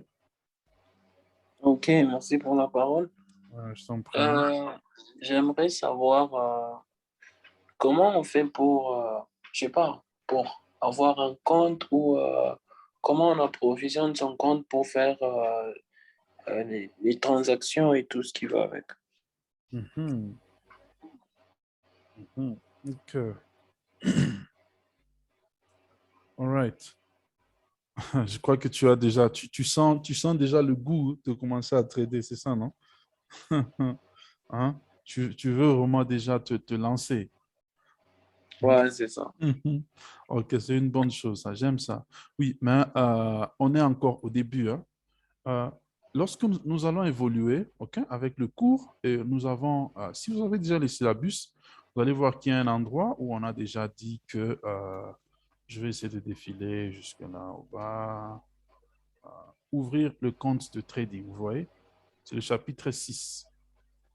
OK? Alors là, nous allons ouvrir ensemble le compte de trading. Alors, quand on ouvre le compte de trading, c'est là qu'on va vous montrer aussi comment faire le dépôt, OK? Le dépôt, donc de faire un dépôt d'un capital et comment se lancer sur le marché. Alors, tout est prévu dans notre cours. OK? Tout est prévu dans notre cours. C'est bien compris. C'était qui posait la question? C'était Dieudonné? C'est Dani. Non, Ah, c'est c'était bon, j'ai Dani. compris. Ah, OK, c'est bon. On va Merci. y arriver. OK. Alors, D'accord. une autre question?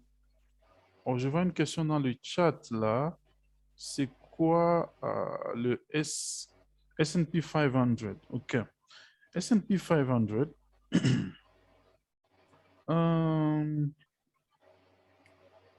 je crois, ouais, on l'appelle aussi Dow Jones. OK? Dow Jones. Alors, lui aussi, c'est, qu'est-ce que je peux dire? c'est un indice au fait de l'économie américaine, ok? C'est un indice de l'économie américaine, le S&P 500, ok?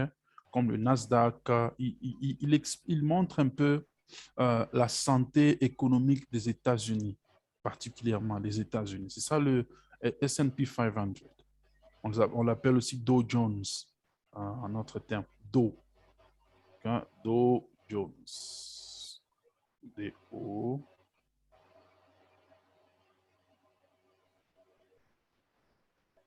Dow Jones, je crois, peut-être c'est par rapport à la personne qui l'avait institué en premier, je crois. Bon, je ne sais pas, je ne suis pas très sûr, mais je crois que c'est ça.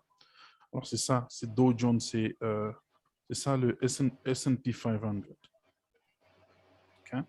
Alors, il y a une autre question là-bas, je crois, dans le chat que j'ai vu. Coach, moi, je suis venu en retard et ça sera possible d'avoir la vidéo du début. Voilà. Malheureusement, on ne peut pas mettre notre vidéo sur la place publique. Donc, c'est tous les étudiants qui sont en ordre, OK, seront en mesure d'être connectés et de suivre la vidéo même en rediffusion, OK? Donc, si tu es en ordre, tu vas juste parler avec la financière. Je crois qu'on va te connecter parce qu'il y a une chaîne où on poste nos vidéos en privé aussi, où tu peux suivre donc l'intégralité de toute la vidéo, OK? Donc, il faut te connecter. On va te connecter avec ton adresse email et tu pourras être en mesure de suivre la vidéo. C'est qui d'abord le nom? Je vois seulement ITEL A33. C'est qui le nom ITEL? ITEL, c'est qui ton nom? J'aime bien vous connaître tous par vos noms. Hein. Comme vous voyez, mon nom est toujours displayed. Il est toujours là sur mon écran. J'aime bien vous connaître par vos noms. ITEL A33. Il a dit son nom, c'est Emmanuel. OK. Emmanuel. OK, all right. Alors, une autre question. En fait, OK. Mhm. salut coach. Oh oui, salut, bonsoir. Oui, c'est Dieudonné, hein. Oui, Dieudonné. Ouais. Voilà, je suis vraiment ravi de la manière dont vous nous donnez ces cours, OK. bien que j'ai commencé avec un retard, Mhm.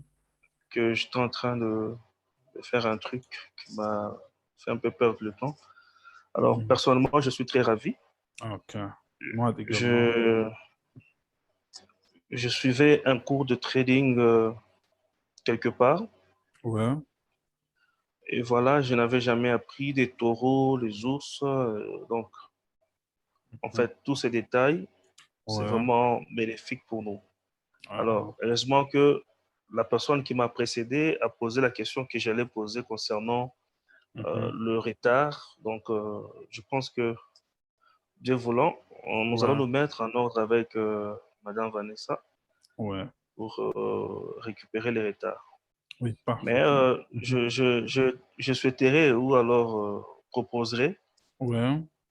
chaque fois que le cours doit commencer, Mhm. peut-être un appel conférence dans le groupe pour un peu éveiller nos sens, bien qu'on ait déjà l'heure Ah, de mariage, parce que quand le mhm. téléphone retentit, Ouais. on a quand même le temps de voir qu'est-ce qui se passe.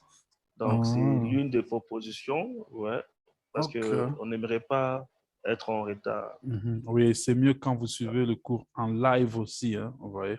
Ouais, ouais, Quand c'est en ouais, live, ouais. vous pouvez même interrompre avec une question peut-être qui est vraiment Tout très à fait. pertinente, oui.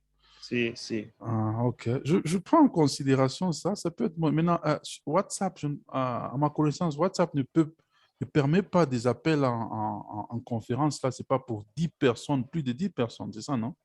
Ce que WhatsApp fait, c'est 3 personnes, si je ne me trompe pas. OK. Bon, Je ne sais pas, je, hein? Vous allez peut-être m'informer. je n'ai jamais essayé avec Mhm. un gros groupe, Mhm. moins pour des petits groupes de 5. WhatsApp, WhatsApp, Ah. c'est 10 personnes maximum. Oh, donc, je peux faire une appel conférence avec 10 personnes sur WhatsApp. Ouais.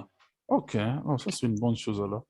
OK, alors je crois qu'on on va voir comment incorporer ça. C'est quand même une bonne idée. On n'avait pas. Je ne vais jamais songer à ça. Mais Oui, peut-être mettez votre alarme parce que nos heures sont fixes. Vous voyez, je crois que ça sera même ok, mieux. Nos heures sont tout fixes à fait. et en tout cas, c'est Mhm. à la même heure. C'est 20 heures, heure de Kinshasa. 10 minutes avant la réunion, nous envoyons déjà le lien. En tout cas, nous sommes assez ponctuels sur ce point-là.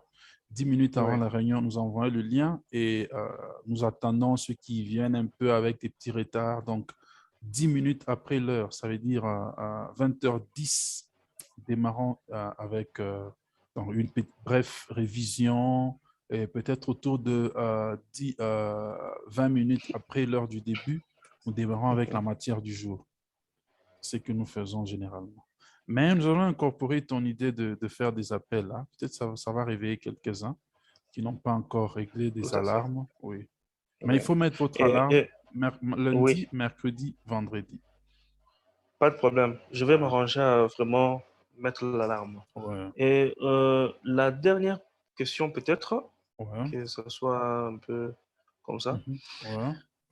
Oui, je voulais savoir, c'est-à-dire, dès que nous nous mettons en ordre avec la situation financière, le syllabus nous sera envoyé en privé et ça sera pendant la formation ou bien après la formation. Ceux qui sont déjà en ordre ont déjà reçu leur syllabus. Je ne sais pas s'il y a Ok. quelqu'un qui peut dire qu'il a reçu son syllabus aujourd'hui déjà. Nous avons déjà Ah ouais, j'ai envoyé, reçu le bien. voilà. Nous avions J'ai reçu le envoyé, mien, je l'ai ouais. même imprimé déjà. OK, parfait. Voilà, Dieudonné. Je crois que tu as entendu.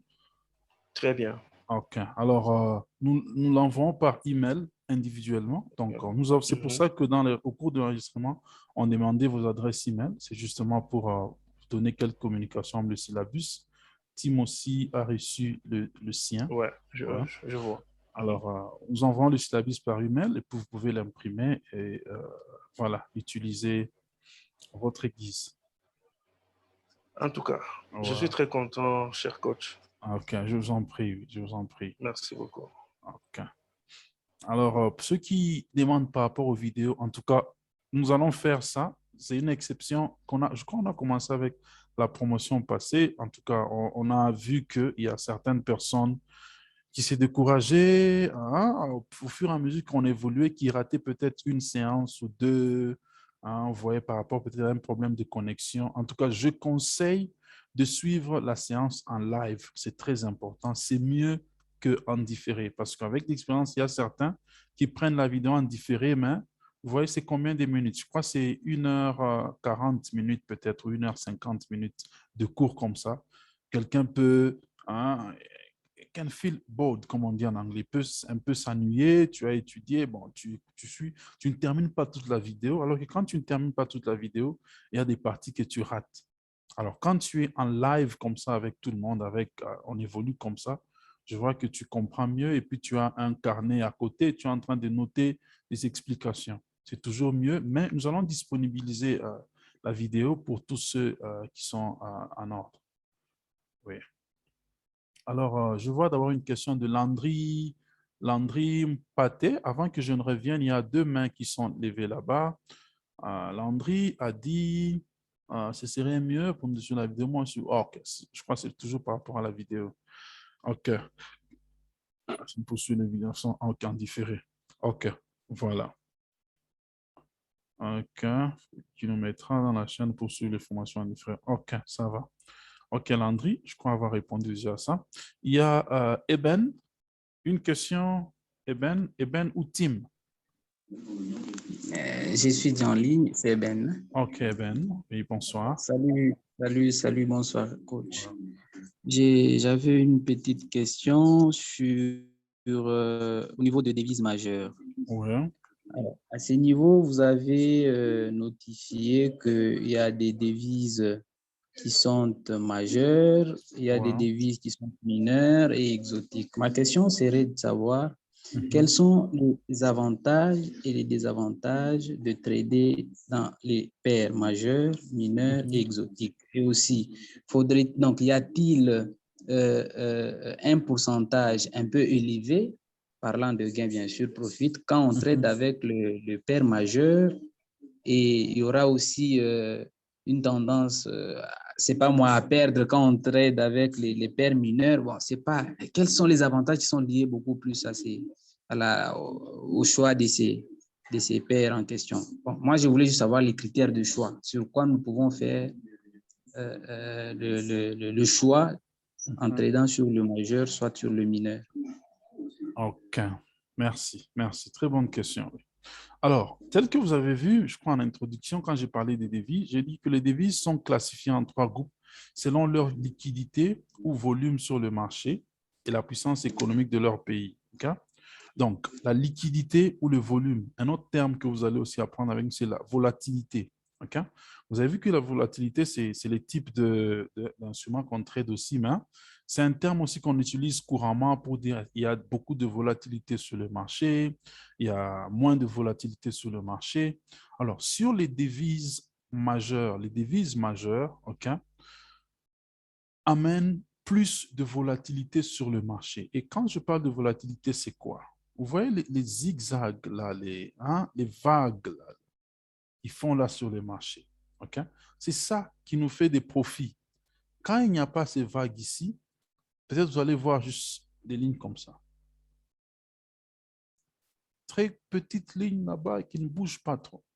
Bon, quelqu'un qui trade sur un marché qui est comme ça, contre quelqu'un qui trade sur un marché qui est comme ça,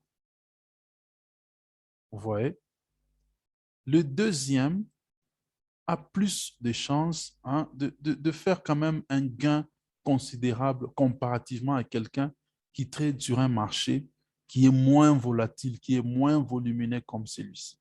Okay? Alors, les devises majeures amènent plus de volume sur le marché ou plus de volatilité sur le marché. C'est pourquoi les devises majeures sont les plus tradées. Okay? Elles sont les plus tradées comparées aux devises mineures, disons, comparées aux exotiques, parce que les devises, oui, comparées aux exotiques. Okay? Comparées aux exotiques, les devises majeures sont les plus tradées. Et quand je dis des devises majeures, quand les devises majeures sont combinées au dollar américain, ça forme ce qu'on appelle les paires majeures.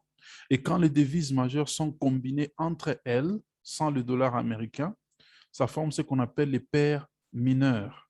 Okay? Les paires mineures. Alors, vous allez remarquer que les paires mineures et les paires majeures sont les plus tradées. Pourquoi est-ce qu'elles sont les plus tradées? C'est parce qu'elles sont formées par des devises des pays qui sont développés, qui sont très bons économiquement. Donc, par conséquent, ces devises amènent plus de volume ou de volatilité sur le marché. Okay? Alors, les exotiques amènent aussi souvent des volatilités sur le marché, okay? Mais deux fois, elles font ce qu'on appelle la consolidation. Consolidation, c'est justement quand il n'y a pas trop de volume sur le marché. Vous voyez? Donc, les exotiques peuvent faire une consolidation et puis ça fait ça, ça fait ça, ça fait ça. Okay? Et puis, ça rentre encore dans la consolidation. Vous voyez? Et les exotiques, souvent, les exotiques, elles sont trop déterminées par la situation économique. Vous voyez les devises, les paires majeures et les mineures, elles peuvent être interprétées dans la plupart des cas par rapport seulement au graphique que vous voyez là-bas. Alors que les exotiques, elles suivent un peu trop aussi les informations, les news, tu vois.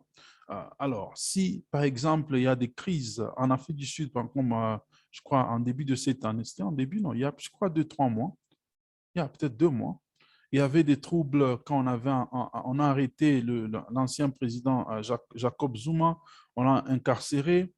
Il y avait des gens qui ont fait des pillages par-ci, par-là. Le règne sud-africain était flamboyant. Il a perdu de valeur.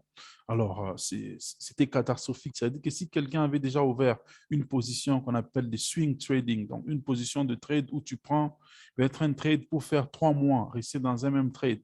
Donc, une telle personne serait malheureuse. Pourquoi? Parce qu'il y a eu un événement qui a fait un changement économique terrible qui a affecté vraiment, excusez-moi, le marché. Okay? Alors que les devises majeures sont un peu plus stables, okay? On peut bien les analyser sur le marché et puis elles amènent aussi plus de volume. C'est bien compris, c'était qui? C'était Eben. Ah oui, exactement. En tout cas, c'est très bien expliqué. J'ai très bien compris. Surtout quand vous avez expliqué via les graphiques, disons, Ouais, les graphiques, disons, même. Quand ouais, vous avez démontré de manière, quand vous avez exemplifié, bien sûr. ouais, Donc, je comprends même que même les booms et autres là, ils sont ouais. ce sont des exotiques parce qu'eux aussi, à un petit moment, ils varient à tout petit feu, puis ils Oui. remontent. Mhm. Voilà. Justement. Donc, Ouais. en tout cas, un grand merci, c'est bien noté. OK, je vous en prie. Alors, ça, c'est une question de... C'est Dani. Dani, le russe ou la russe. Hein. OK. Alors, comment on la perd lorsqu'on combine une devise avec un métal précieux comme l'or ou avec le pétrole? OK. Le pétrole, souvent on ne les combine pas. Le pétrole, il a son annotation, c'est US oil. OK? Ça, c'est le pétrole américain. OK? Le pétrole donc, qui est produit aux États-Unis et au Canada. On appelle ça US comme United States Oil. OK? Donc, ce n'est pas le dollar. Ce n'est pas qu'il est combiné au dollar américain. C'est juste le pétrole. Donc, c'est juste, quand on le trade, c'est juste sa valeur. On trade juste sa valeur pour dire que non, sa valeur est montée ou sa valeur est descendue, le pétrole. OK? Alors, peut-être parlant d'autres métaux comme l'or, par exemple, quand on combine, on dit XAU, USD. Okay? Vous allez voir aussi XAG,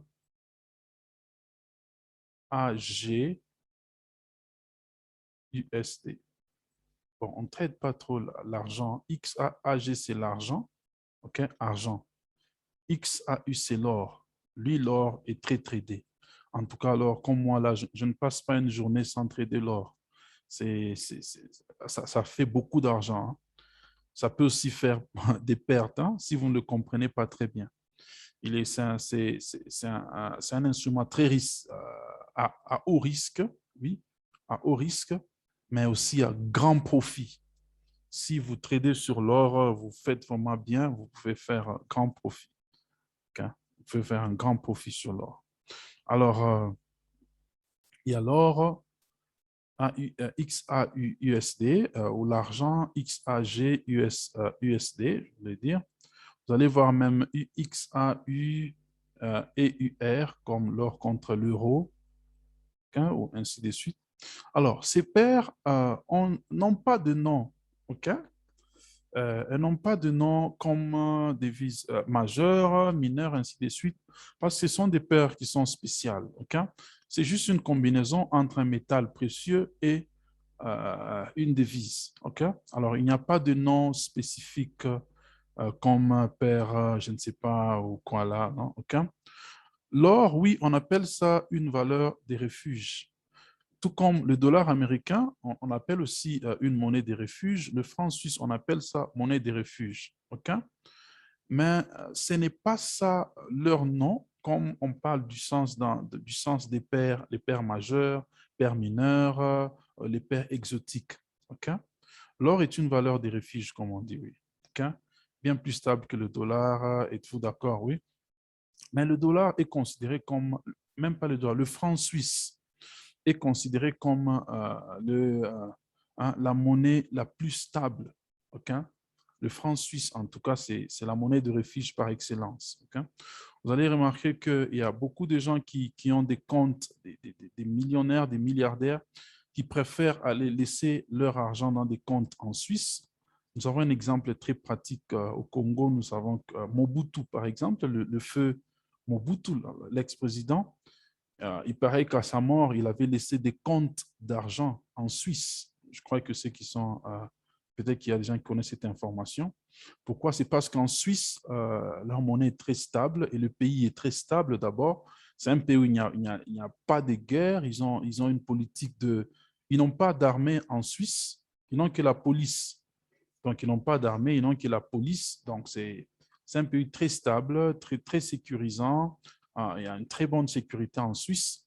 Alors, ce qui fait que c'est appelé, on appelle leur monnaie là, monnaie de refuge ou safe haven, comme on dit en anglais. Okay? Mais l'or, c'est aussi un safe haven. Pourquoi on appelle ça monnaie de refuge? C'est justement parce que même les gens ont toujours tendance à aller investir dans l'or pour préserver ou conserver la valeur de leur argent. OK? Par exemple, j'ai 1 milliard de dollars aujourd'hui, je peux aller acheter l'or. J'achète les lingots d'or. Vous voyez, il y a des gens qui ont des lingots d'or. OK? Alors, ils prennent ces lingots d'or, ils peuvent garder ça dans des coffres forts. Vous allez voir, il y a des banques qui ont des coffres forts. Dans ces coffres forts, il n'y a pas de monnaie d'argent en papier ou quoi que ce soit. C'est plutôt des lingots d'or. Okay? Des lingots d'or. Il y a une histoire que je ne peux pas affirmer, okay? Qui dit que lorsque, par exemple, notre feu président aussi, Laurent Désiré Kabila, lorsqu'il était mort, à cause de son amitié avec l'ex-président aussi du Zimbabwe, Robert Mugabe, je n'affirme pas.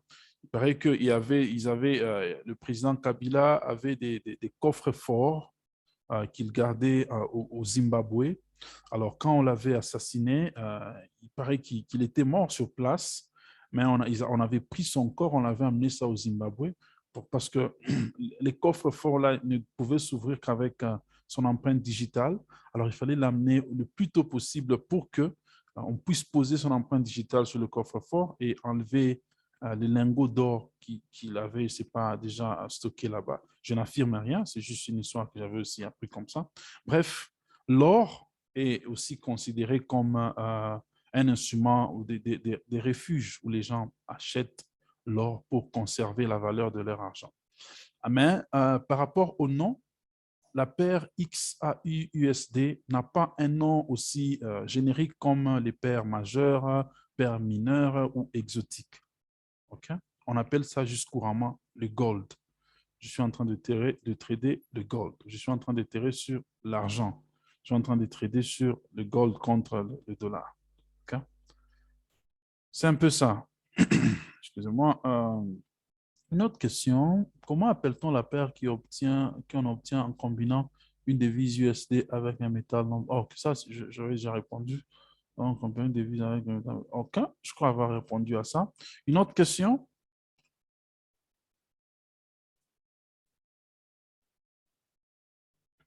Une autre question? Il n'y a plus de questions? Il ne nous reste plus que 3 minutes. Bénédicte, tu as une question? Ton micro est ouvert.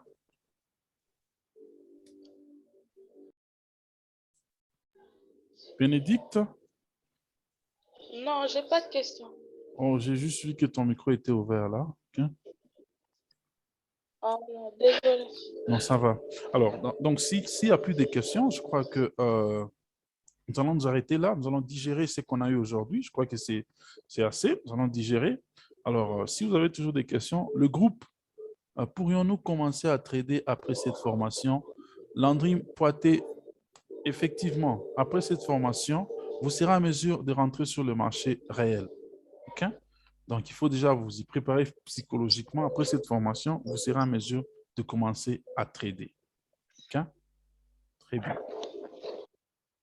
Alors, si vous avez, la formation va se passer pendant 4 semaines. Donc, nous sommes à la première semaine. Il y a 3 autres semaines qui suivront après celle-ci. À la fin de la 4e semaine, en tout cas, vous serez à mesure d'ouvrir une position sur le trading, de faire une analyse basique de vous-même et de prendre une position.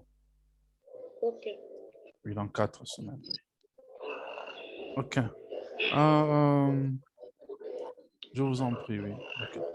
Alors, je crois que si vous avez des questions, je disais, vous avez le groupe là, écrivez des questions dans les groupes, posez des questions dans les groupes et nous allons tâcher de répondre. Si on ne répond pas aussi vite, comprenez que nous sommes occupés aussi à beaucoup d'autres choses dans la compagnie et puis on trade aussi.